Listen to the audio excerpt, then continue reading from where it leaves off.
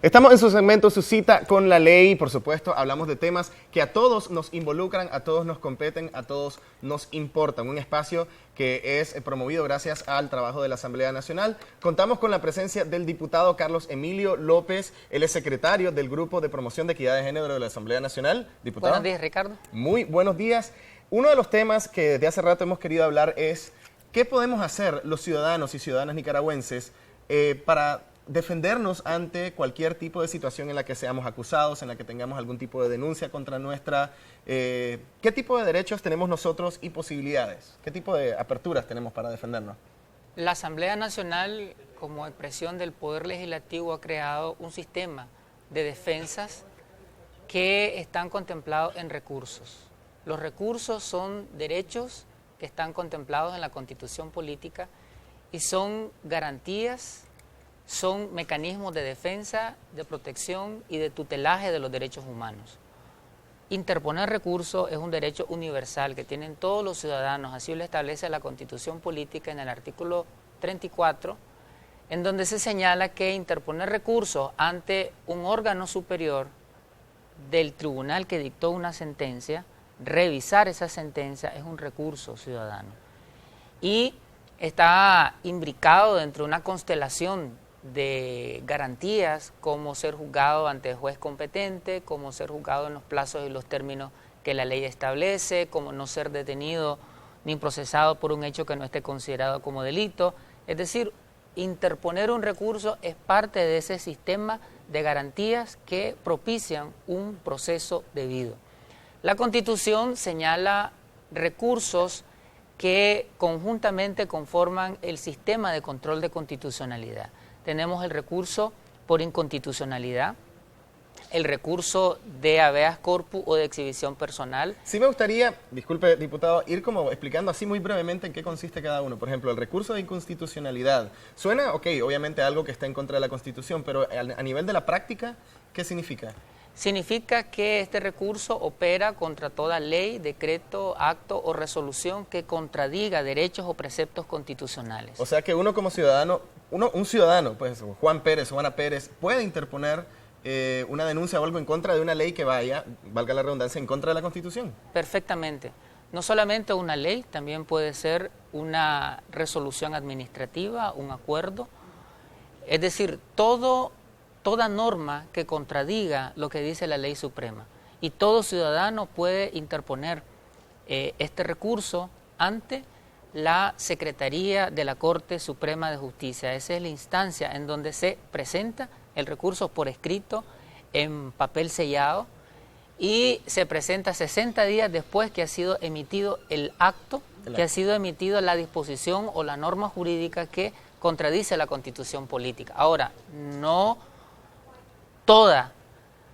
todo recurso que se presenta, es decir, automáticamente será declarado inconstitucional. Eso es competencia de la Corte Suprema. Exactamente. Se recepciona en Secretaría de la Corte Suprema de Justicia, luego la Corte Suprema de Justicia en pleno analiza y hace un estudio comparativo entre la Constitución y entre la disposición normativa que está siendo señalada por inconstitucional. La Corte se pronunciará y dirá si es inconstitucional o si es constitucional. Te pongo un ejemplo.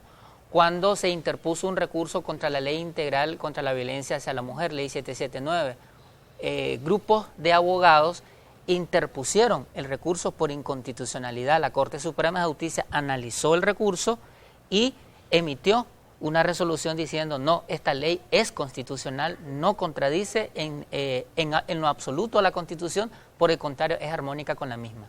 Muy buen ejemplo, de hecho, y ahora se entiende un poco más claramente. En el caso del habeas corpus... El habeas corpus o recurso de exhibición personal es un mecanismo de protección de uno de los derechos humanos más importantes, que es el derecho a la libertad. También se protege la seguridad y la integridad personal. Es un recurso preventivo, es decir, que evita que suceda una detención ilegal, una detención arbitraria, o bien una persona que ha sido detenida ilegalmente, otro ciudadano puede interponer el recurso de exhibición personal a favor de la persona que está detenida y si la detención es ilegal, la persona tiene que salir libre. Entonces, sí quiero saber cuándo una detención es ilegal, porque tengo entendido de que solo en 2 ocasiones se puede detener a una persona, cuando se agarra infraganti cometiendo el delito o cuando hay algún tipo de denuncia u orden judicial.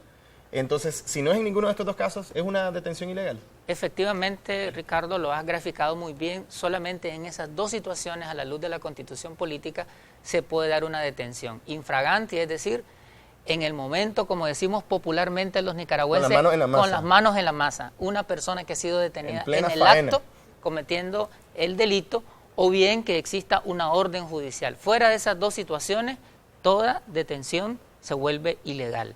O sea, una persona que ha sido detenida ilegalmente, otro ciudadano puede interponer este recurso y esta persona sale en libertad. Si es una autoridad que ha sido quien ha cometido la detención ilegal, se interpone ante el Tribunal de Apelaciones. Y si es un particular porque también particulares pueden privar de libertad a alguien. Y ¿Legalmente? Es decir, es ilegal. Es ilegal, ok. Es ilegal. Casi, no sé si de secuestro o de... Es ilegal, es ilegal. Y entonces la ley dice que se interpone ante un juez de distrito penal cuando la detención la realiza un particular. En el caso del recurso de amparo, yo he escuchado ese término varias veces, pero, o sea, a nivel de la práctica, ¿en qué consiste? Regreso al anterior recurso no hay problema. detención, recurso de exhibición personal o habeas corpus. La detención puede ser ilegal o la detención puede ser legal.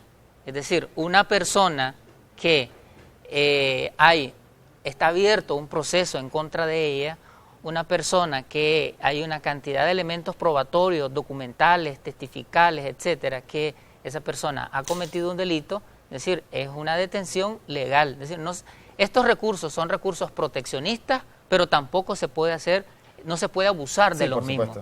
Se tiene que actuar en el marco del sistema legal del país. Ahora, el tercer recurso, el recurso de amparo. El recurso de amparo también protege la Constitución, protege los derechos que están establecidos en la misma y también tiene una finalidad preventiva, una finalidad protectora y una finalidad restitutoria. El recurso de amparo procede también contra todo acto, disposición o resolución de cualquier autoridad o servidor público que violente lo que establece la Constitución política. El recurso de amparo se presenta ante el Tribunal de Apelaciones o se puede presentar cuando el Tribunal de Apelaciones está dividido en salas, se presenta ante la sala de la materia y luego la sala correspondiente y luego el Tribunal de Apelaciones analiza si llena los requisitos para proceder el recurso.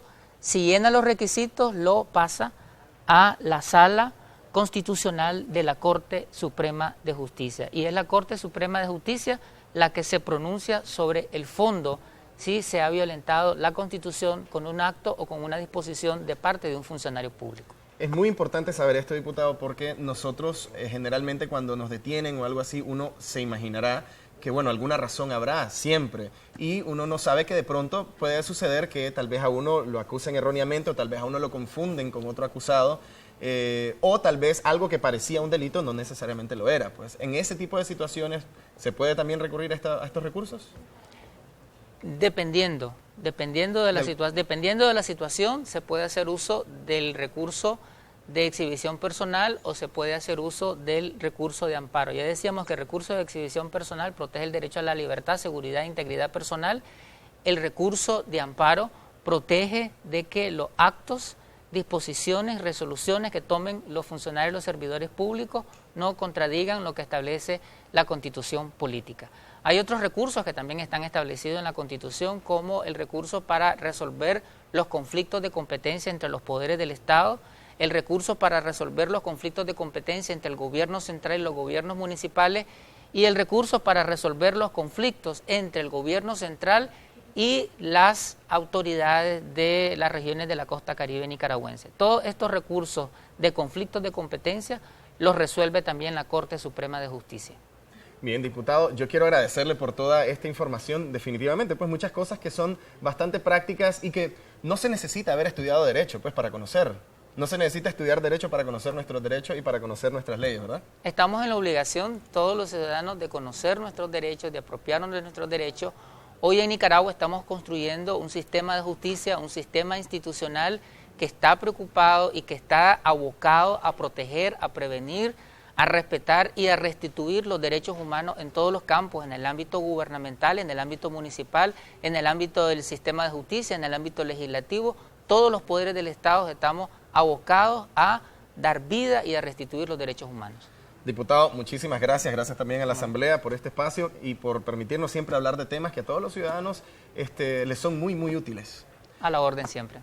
A la orden también aquí en el canal, está en su casa. Nosotros vamos a continuar con más de Primera Hora. Una mala noticia a nivel deportivo para nuestro país. Nos la va a dar Omar. Omar, ni modo. Tráenos mala noticia en el segmento de deportes.